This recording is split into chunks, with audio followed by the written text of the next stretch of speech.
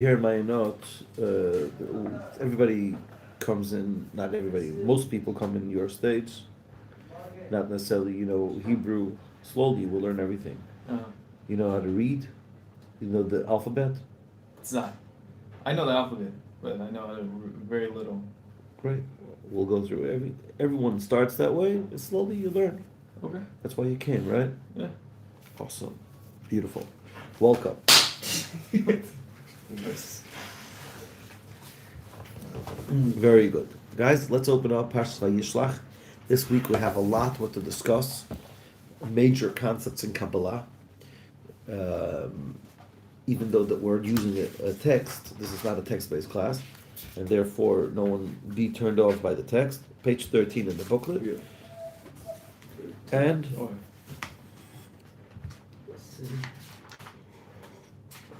page Chav Daled, if you're home in your Torah Ohr at home. Vayishlach Yaakov Malachim. Yaakov sent angels lefanav, in front of him, el Esav Achiv, to his brother Esau. So, what does Chassidus point out over here? What is Chassidus wondering about over here? Are you cold? No. Oh, so you're sitting like this. Close the window if you get cold. So Chassidus right away looks at this pasuk, and what Chassidus is wondering about? That Yaakov sends angels lefanav, in front of him, to his brother Esau. In front of him, Kabbalistically means higher than him. In front of someone, physically means you are in front of me. Spiritually, how could we call Esau that it was evil in front of Yaakov spiritually? And this is going to lead us to a whole conversation in Kabbalah, the idea of Tohu and Tikkun, and the whole idea that the world of Tohu, God created the world of Tohu and it shattered, then the sparks fell down into lower than the world of Tikkun. Our task is to elevate the sparks. This week, we're going to make sure that we have, by the end of the week, we're going to try to have clarity on this whole idea that is a very famous Kabbalistic concept that is called what? If you feel coarse and you feel stiff, so you have to break yourself a tiny bit in order to open yourself up, in order to fire go in.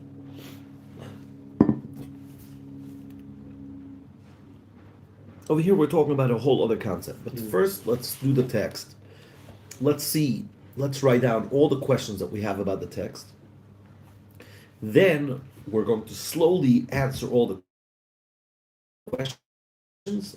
And by the end of this week, we'll really understand the whole series of what's going on, the whole idea of Tohu and Tikkun.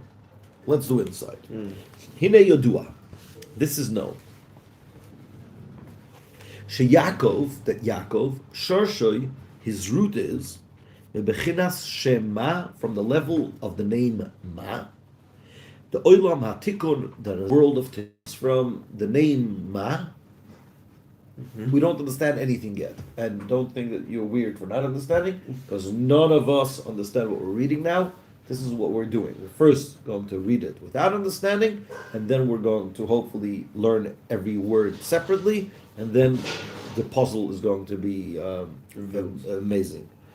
So it says Yaakov comes from the level of the world of the name Ma, of the world, the Olam HaTikkun, from the world of Tikkun. V'sharsha shel Esav, but the root of Esav, who is Mibchinas Olam HaTohu, comes from the world of Tohu. What is the world of Tohu? Chaos. The world of chaos. The world of chaos. Chaos is in Hebrew Tohu, and for you Americans of here, it's easy to remember. Instead of tofu, Tohu, right? Everybody knows what tofu is, right? Yeah. Now, what happened in the world of chaos? Let's see. The oiras v'toyu, and the lights in the world of chaos, Hem gedolim me'oid. They're very big. V'lo yochlu lislabesh b'soich hakelim, and they were not able to become enclosed into the vessels. V'nistalku ma'akelim. And they came out of the kelim. So there's a story over here. What happened in the world of Tohu? The lights were too big, so they couldn't go into the vessels. Whatever that means exactly, that's what we're going to discuss. The lights were too big and they couldn't go into the vessels. And what happened? The nistalku ma'akelim, and they went out of the kelim. The heim bechinat makifim, and they are on the level of makif.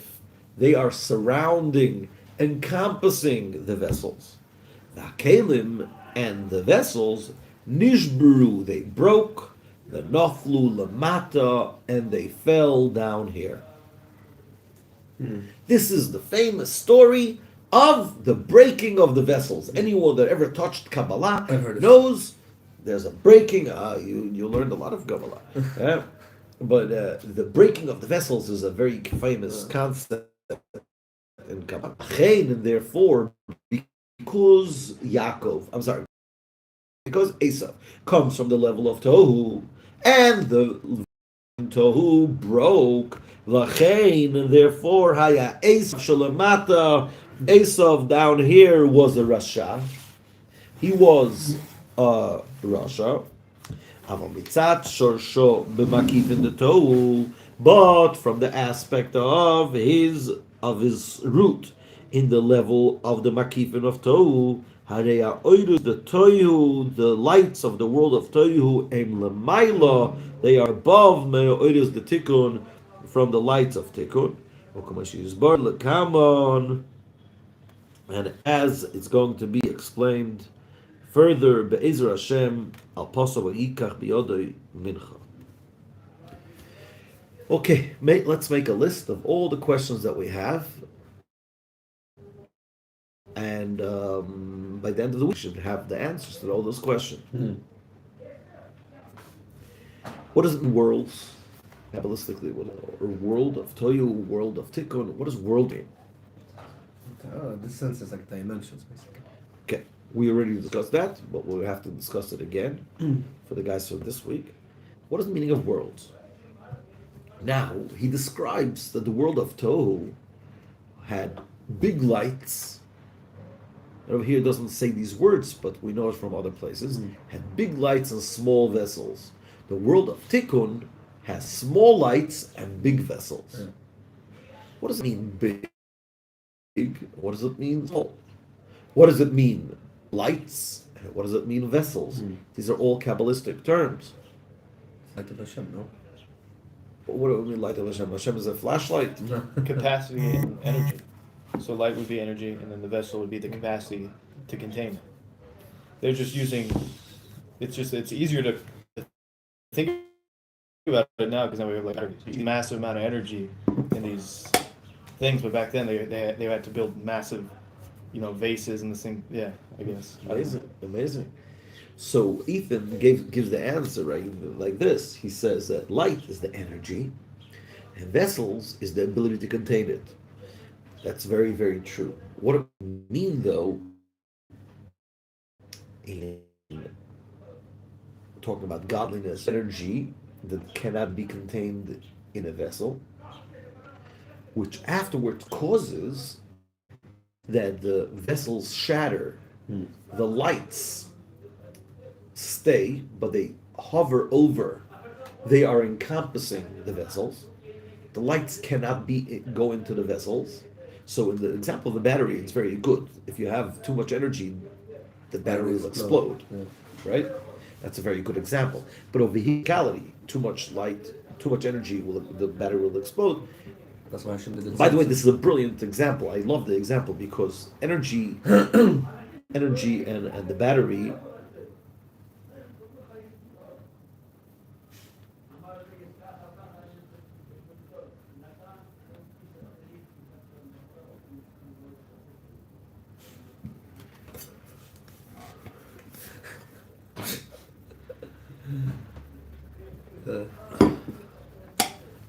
everyone on the live is like, what's happening?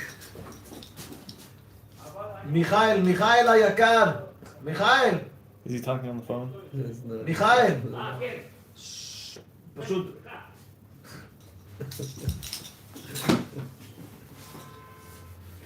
Batteries. חשמל. So energy and batteries is a brilliant example because what I love about it is even though the energy is like completely different than the container, which is a very good light and vessels, but still a bit more spiritual. So over here we say something very interesting, that the light is still there. It just doesn't have the ability to come into the vessel. And therefore the vessel shatters and it breaks. But then there is Yaakov, and therefore Esav, even though that he comes from a higher place, he fell lower. And our task in this world is to take the sparks and bring it back into the world of Tikkun. And therefore, when we bring it to the world of Tikkun, which world of Tikkun is big batteries, big containers, so the ultimate is going to be where you have the lights of Tohu, he has the lights of Tohu in the vessels of Tikkun. The last years before the Rebbe passed away, the Rebbe spoke a lot about bringing Mashiach, and he said should be the lights of Tohu in vessels of Tikkun. What's the advantage of having lights of Tohu in the vessels of Tikkun? Because the lights of Tohu are big lights and small vessels. Tikkun is small lights and big vessels. And what do we try to do? What is Mashiach? Make it Kabbalistically, big lights in big vessels. And that is what our weekly parsha is, where basically Chassidus explains to us that Yaakov sends out angels to Esav, and what does he want to do? What does he want to do? He wants to merge, he wants to make peace. Why does he want to make peace with Esav? Because he says, you Esav, you have an advantage over me. What is your advantage? You have big lights. And I have a big vessel. I have big vessels. Let's merge. Well, we'll merge. The world will be a perfect place. But then he realizes that Esav is a Rasha. Esav doesn't know how to deal with his big lights. I can't control And it. therefore, he understands that he by himself has to be both. He by himself. Good morning, Boaz.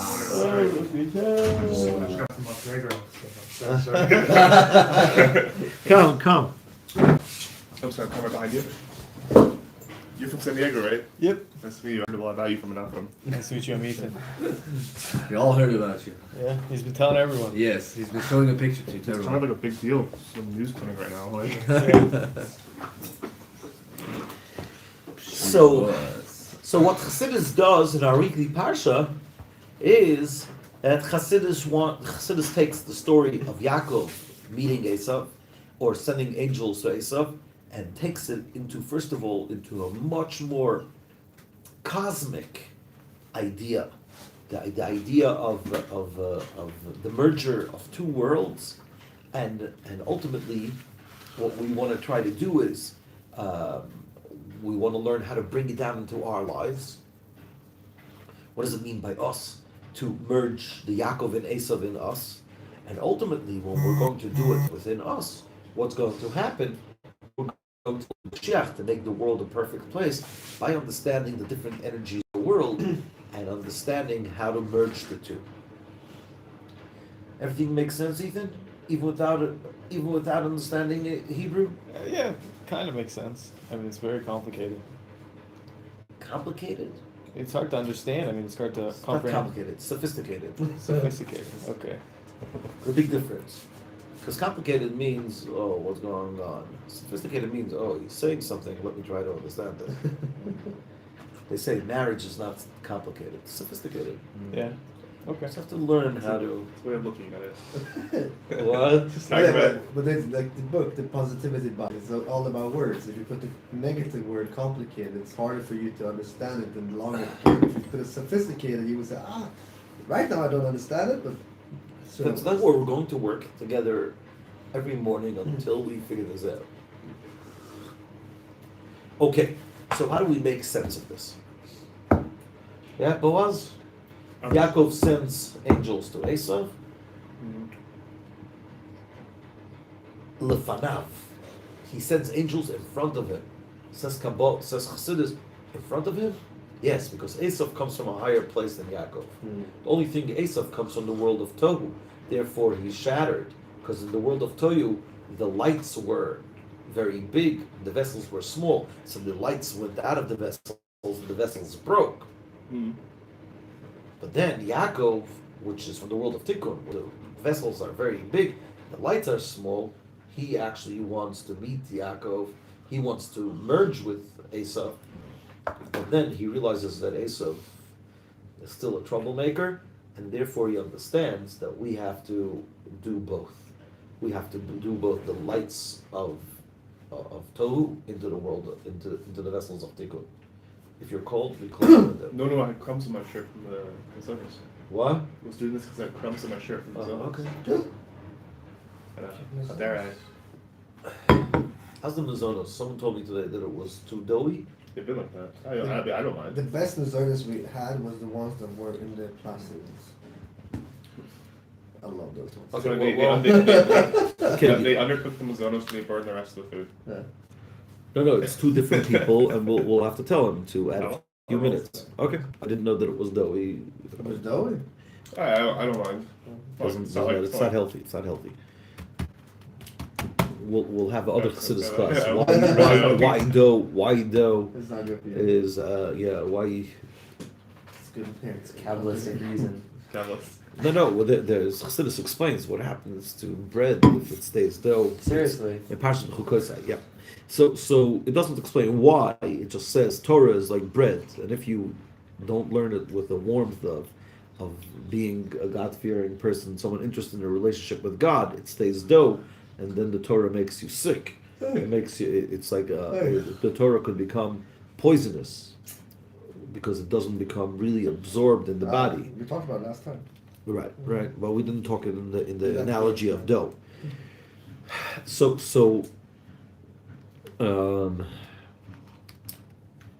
We had someone on. Boaz came in. I said, "Hi, Boaz." That person left. Yeah. No, because they want to focus. Like they're sitting in the middle of the night in America. They want to hear a class. Or that I'm just being nice to all my students over here. Yes, you guys are more important than all the people over there on YouTube.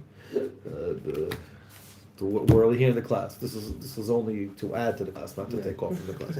Fine. They like my grand entrance. Huh? They like my grand entrance. Oh, they're sitting in America and says, Boaz, why can't Boaz come 7:30? Oh. Sorry, this flight's back to Montenegro. We're not. As fast as you could. Yeah, that's supposed to be very great sleep. Wow, what a schlong. So very. It's okay. It's all fun. Okay. It's awesome. Okay. It was a serious joke. Okay.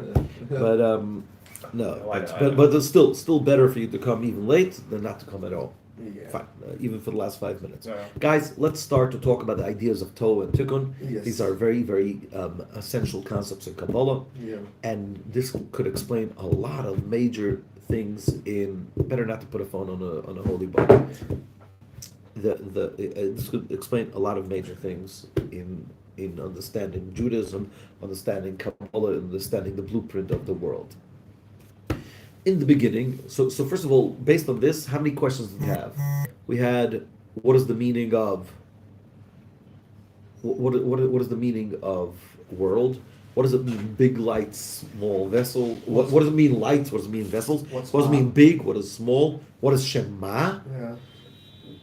What does it mean that the light still stays there but in a hovering way? And what does it mean that the vessels break?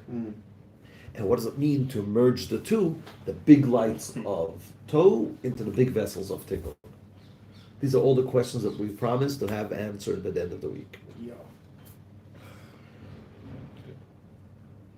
Yeah? Does it make sense? Have you ever studied the concept of Torah and Tikkun? Great, so we're going to do it now. And we're very happy that you're here. No, my biggest struggle is getting up for Chassidus the day after Shabbos. Right. That's It's my also biggest struggle hard for here in me. Yeshiva. It's also hard for me. It's the one Believe thing I me, can't do. I tried to learn with my son in China an hour before here. In China? My son lives in China. He was a shliach in China. Oh, wow. So today I woke up 5:45, and I asked him, learning today. He says, "No, I forgot to tell you, I'm on a train ride. I won't be able to learn today." And I was like in my head, shoot, why didn't he tell me last night? I could have slept in another hour. And I was about to type to him, next time, let me know. Next time, if you can't learn, let me know. Then I told myself, no, I'm not going to. Well, he's gonna know now because. Because he's going to listen to this amongst all the thousands. And I was already typing it. I deleted it. It's like I want to get used to waking up early. If he's not there, I should learn by myself. It's good to let go of things too. You don't have to like. People realize when they mess up like that. I've been trying not to poke people when someone like does something that agitates me a little bit. Just no comment, just silence. Wow, silence something was worse. You think so? Silence. Pick your fights. Yeah, or not just pick your fights. no, Not it's- make no it's- let it, like there was a kid behind me who was like hitting my arm with her foot at the flight. I could have said something, but instead I just Yeah. moved my arm and I just let it be. As a kid. But I didn't know it was a kid. I thought it was like a grown Yeah. person. Yeah. So I eventually I found out, but I just let it How would you go. take- Usually, I'm the one kicking. Yeah. How would you have handled it differently if it was a grown man? I think I sort of. I was practicing just letting go completely. It wouldn't matter. Any difference between a child and a man? My one point that I want to point out to Ethan, it's not about not saying, it's about not caring. Because if you care and you don't say, you What? So you're telling him that he needs to care more, or no. Telling him is never a good idea. The idea in life is from I would like to be notified if I don't have to wake up. If you won't be able to learn with me, I would like to be notified the night before. Never say you should notify me, because then the person becomes all defensive. Or say, instead of saying stop kicking me, you say I know. I would what? I know how to communicate. I'm just saying. I'm not like saying I'm going from like biting people like strangers to complete silence. I'm just saying. That'd be like the problem with like a rabid dog. Yeah, but the question is if let go means that I don't care, or let go means I don't say because I don't want confrontation. He's making No, I'm not afraid of conversation. I'm just saying Confrontation. confrontation. Yeah, I'm not afraid of confrontation. I'm just saying, just no. He's Just like he's just removing himself from the removing it, like you're like. And you don't trying to, care. like humble yourself, like not humble, like No, not but- like not care, like not care. Yeah. Oh, okay, and you don't care if he's kicking you. Yeah, He can kick you for another hour and won't bother it you. is what it is. Great. Yeah. I mean, it I'm wasn't. the- It I'm the wasn't. opposite. It wasn't like. I would have said Bah. It was like sort of. I would've No, slightly rude. obviously, guys, we're not talking about Ethan being kicked on the airplane. We're over here, a group of men. We're trying to grow, and we meet every day, and we try to learn, and we try to take this into our lives. Yeah, that's what we're trying to do over here. And I think that there's a very, very important distinction. If you can get yourself not to care, don't say anything. If it does bother you, I think it's more important to speak up. Yeah. Yeah, I believe in speaking up and being able to be confrontational in the healthiest way possible, where you don't see the other person as an object, where you don't see the other person as crazy, and you have the ability to communicate your needs. I personally think that if you do care and you don't say things, it's not healthy, because then it could explode in other places. I think in a marriage, how does Rabbi call always say, a marriage, it's not about I can see your point. trying to say. Ultimately, I don't think I want to argue it.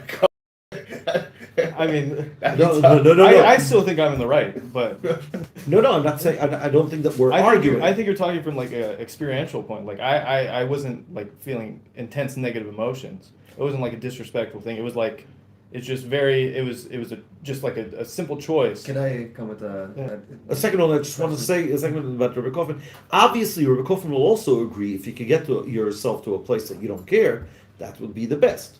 But that's the question always, is you have to ask yourself, you don't care or you're trying to avoid confrontation? Like, in terms of a metaphysical approach, not getting stuck in like a single moment in time, then yes, that's I think that's where the agreement would be.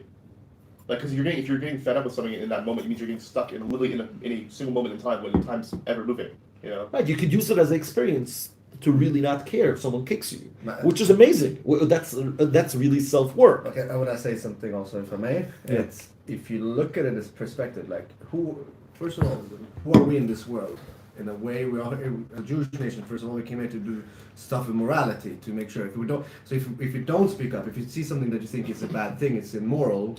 We say, I'm not going to act upon it because I'm going to be silent and see it's something that is bad. Yeah, I don't Then think it's not. immoral. The No, person not didn't talking realize. about kicking, but like if you like in anything, like if you keep silence, then you can change the What if your world. roommate doesn't keep Shabbos? Huh? What if your roommate doesn't keep Shabbos? Is that like immoral? Like, do you stand by? What do you do for that? So That's a whole other that's a whole topic. that's a whole different. Yeah, well, thing. yeah, right, fine. But that's not like immoral. Like, do you speak up? If you see people fighting or whatever, you should Fine, that's you more should, overtly. you should try to do something to stop it. For example, in this case, if a kid is kicking, for me, I wouldn't even talk to the kid. I'd see if the mother is next to it and said, "Please, can you maybe It's an eggs. can you please like ask your like can you like politely to make sure that your kid is not kicking? Uh-huh. Because why? Because if you're not doing anything, you're forcing a behavior on a child, then it's okay to. Nobody will ever say don't do it. Yeah. No, I but mean, I don't I- think that the educate a kid. Why not? Why not? If a kid is That's not my task to do. Yeah, you Yeah, think but it's so my No, task? I'm not going to educate. You but simultaneously have to make the assumption that this person is eventually going to grow up and stop kicking, Right. and You don't know that. well, Yeah. It's inevitable because Probably. because you look at it in terms of probabilities. Because the kid's going to go down another flight someday. He's going to keep kicking, and somebody is going to have a bad day and turn around and say some really nasty but things. that's guys. You'd rather- that's his work though. Right, It's that's his what I'm karma. saying. It's That's what not. I'm It's not. Exactly. Yeah. It has nothing to do So with- listen. So you'd rather be with you. Who's going to say respectfully to the next guy who's not. That's my philosophy. And what if they don't give a shit? What if they don't care? Oh, then you turn around, you just go back to you, and then you just. Yeah, argue but then either way, I think if, we're all- if they did care, they would lecture. They would tell the child. If they don't care, then That's nothing. the thing. So That's that's the why. thing. That's an argument you can never win. You can never make someone care. Yeah, exactly. So what's the situation that you That's don't care? why You can't you as a person have really the only choice in those. We're types not of talking about situations. that. I think that everybody over here is saying a true point in different situations. Okay. And David is talking from a perspective of changing the world. Ethan is talking from a perspective of humility, letting go. I'm talking from a perspective that if you have something to say, it's not about shutting up, it's learning how to say it. What am I saying? And Boaz is saying, like, try to save the person. Ultimately, you're going to say it in a nicer way than the next person might take a punch in the face. terms of So probability. you care, in terms of probability. I think everybody is talking. Everybody is saying that living they're with people, living conflict resolution. Like, Yeah, Ezra brought up like a whole other concept. Ezra- I'm thinking of conflict resolution. Ezra, this is Ezra's opinion. He says they can't be a problem if they don't exist. Okay, that's a question, but ultimately, it's possible that what Ethan is saying, it's not a conflict if you don't feel conflicted. That's what I'm. Exactly. Exactly. If you don't mind, it's not a conflict. You don't care. He said, I wasn't emotionally worked up.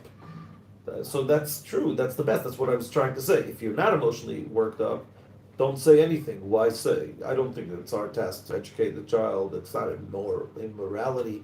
I think that he'll grow up, he'll stop kicking. I don't think that the next person is going to give him a punch in the face. The probability You never know next person. you never know. Maybe that the next person will. I've punched. seen the videos. I was punched in the plane. Yeah. Kids screaming at an old guy screaming at a baby for crying. Yeah. Wow. Going crazy. Like, the baby's crying. You're like screaming. Oh my like, gosh. on the plane. Yeah, I had a small girl crying the whole way next to me Montenegro? on the way to Montenegro. I'd be crying too if I was going to Montenegro. Where's Montenegro? Montenegro is a beautiful place. Yeah. I'm just joking. Okay, but that was very interesting. I think everybody said true things, and I think everything goes into Everyone is a total- everybody is right. Everybody is right Everything in a different situation. And really, what we need to do is we need to learn how to do every one of those things. We have to learn how to make the world a better place. We have to learn how to put ourselves aside and be more humble. We need to learn how to say things if they really bother us, if they really do bother us. And